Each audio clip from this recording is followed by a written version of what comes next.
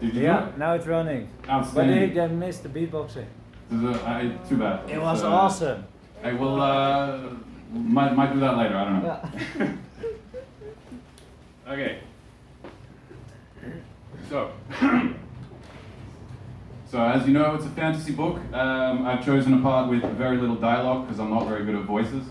There's a little bit, but yeah, you'll see it, or hear it rather. Okay, so a splash of water in the face is a startling manner of waking up. A feeling Seth had experienced at his school in Swevender after falling asleep in class. His teachers, Hearn Kenstall included, would often have to use their water wheeling multiple times to make him wake up. Apparently, Seth still had this rare ability to sleep through being covered in water because he was now waking up to a very hard object rapping painfully against the side of his soaking wet head. Huh? Seth leaned up on his elbows and looked around groggily. He had a splitting headache. There was no response from any of the figures moving around him. He had to blink a few times before his surroundings came into focus. He saw the dark green marmoreal texture and remembered the similarly textured fist flying towards his head. He was lying in one of the greenest places he had ever been, a dense forest with a carpet of ferns on every side of him. Seth was lying on a dirt patch with moss growing around the edges, leading up to the edge of the densely placed ferns. Sticking out from between the ferns were different trees. One sort had a reddish-brown bark that grew vertically with no branches, except for at the very top where it merged with the canopy of the forest. There were much shorter trees with no bark and a very dark wood, growing in strange, twisted, grotesque shapes with leaves like thick green strings.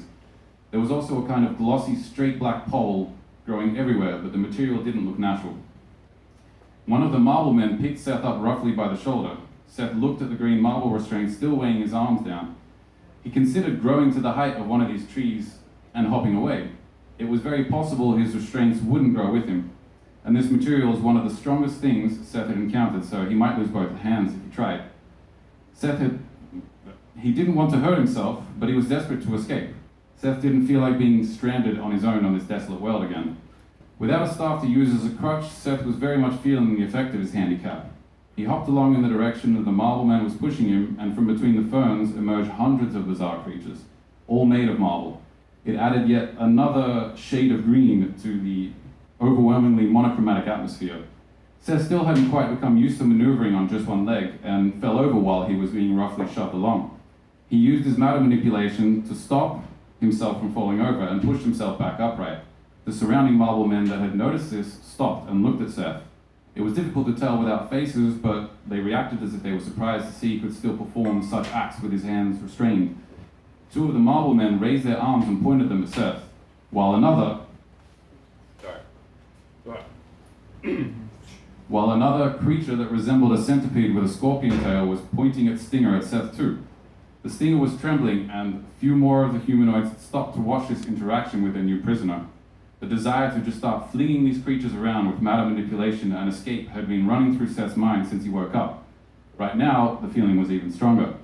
A bead of liquid hanging onto the creature's stinger glinted, and for some reason, Seth couldn't keep his eye off the emerald green droplet about to dramatically splash downwards. It was spookily silent while everybody stood ready to attack or escape. The small green bead separated from the stinger and solidified as it fell downwards. It made a ticking noise as it hit the centipede body of the strange creature. This subtle noise was the cue for everyone to break into action. Seth flew straight up so fast he felt the wind stretching his eyelids open and imagined his eyeballs bouncing around inside their sockets. He glanced down and saw marble lances flying back and forth below him.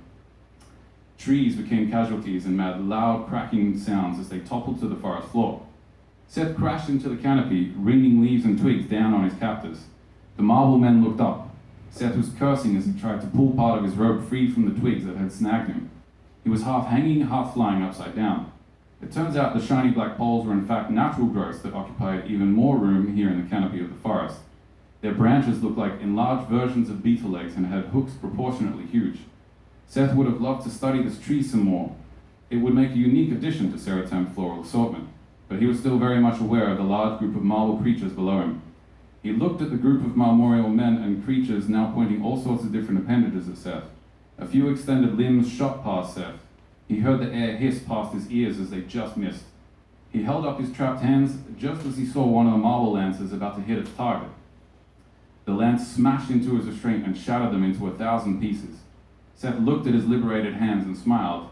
He fired a blast of wind that sliced through the shiny black hook holding his robe and freed himself. A viscous pale yellow fluid poured from the freshly cut beetle skin tree.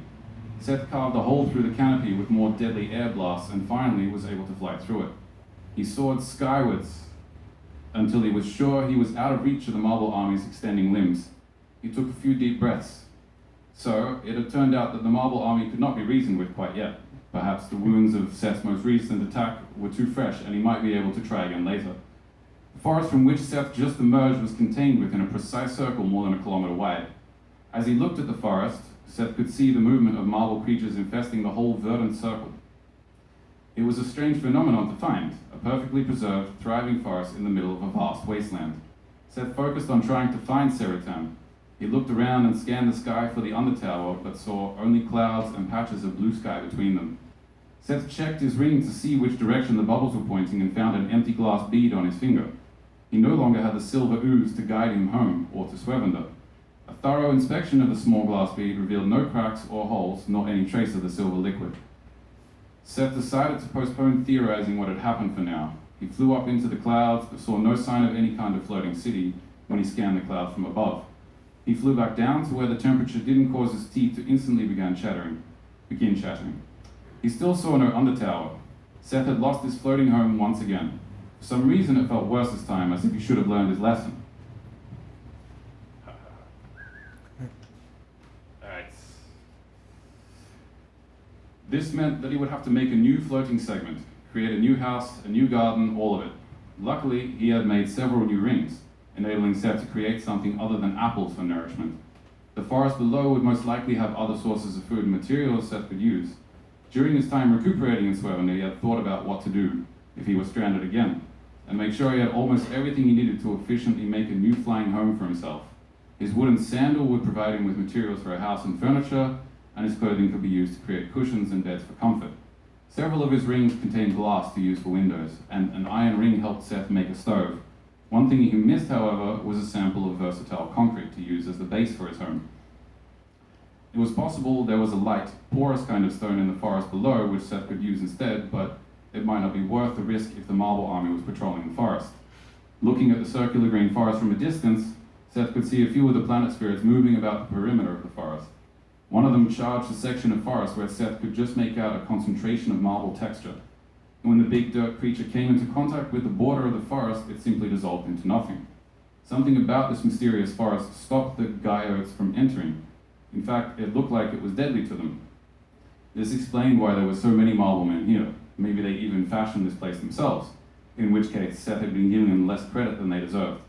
The second thing that piqued Seth's curiosity was a large black dome in the center of the forest, partially hidden by the trees.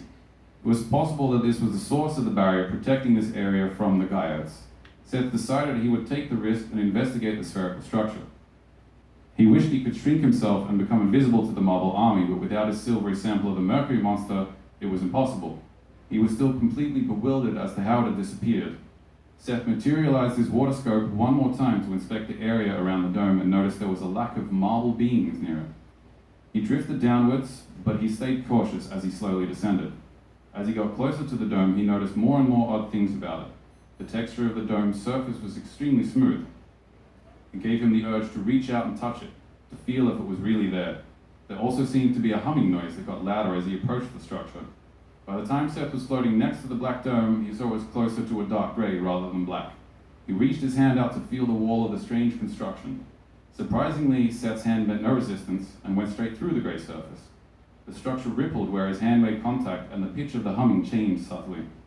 Seth instinctively pulled his hand back, and the exterior of the dome continued rippling for a few seconds before returning to its smooth, flawless appearance. Apparently, this dome also served to deter the marble men, because they all seemed to be avoiding this area. An invisible barrier kept the planet spirits from entering the forest too, so whatever had created this dome clearly preferred privacy. But the ability to stop the marble army and the Gaiaots was knowledge that Seth desperately wanted to learn, right after learning to find his way back home. Seth decided to risk intruding on a very private being. He took a deep breath and plunged headfirst through the grey barrier. The atmosphere changed instantaneously. The humming vanished, the lighting felt much cooler, and the noise of the wind and marble men crunching through the forest was gone. Seth could no longer see the grey dome itself. Whatever it was made from was only visible from one side. This is the last page. The dome had a diameter of about 100 meters, and in the center was a wooden house with no roof. Seth could clearly see the layout of the house with all of its divisions and rooms while he floated in the air. There were 6 rooms in a standard layout, although he couldn't see a bed anywhere. The interiors were all foreign to Seth, a lot more metal than he was used to seeing inside a house. Seth flew towards the roofless structure and examined the interior of the building a little more closely. If there was a roof, he would have been standing on it. Everything looked so strange inside. Not one of the rooms looked like a place to relax, with no couches or seats anywhere. A slight movement caused Seth to make an involuntary noise. There was a man in one of the rooms. Seth's noise caused the man to jump and turn. The man was wearing a dark green cloak and had grey hair sticking out of his hood, hiding most of his features. The man looked at Seth from under his hood for a few seconds, frozen, then shrugged and returned to what he had been doing. Seth raised one eyebrow. He decided this cloaked man was not hostile at least, so he would try speaking to him. Slowly, Seth drifted down to the chamber of the house where the man was working. There was still no real reaction from the cloaked figure. "Hi, I'm Seth. What is this place?" Seth asked curiously. "This is my house," said the man, briefly looking up from his work at Seth. In that instant, Seth saw exactly who it was. He had seen his likeness so many times, it was unmistakable. This man, politely ignoring Seth, was a creator of Swervender, and not just any creator. That's it.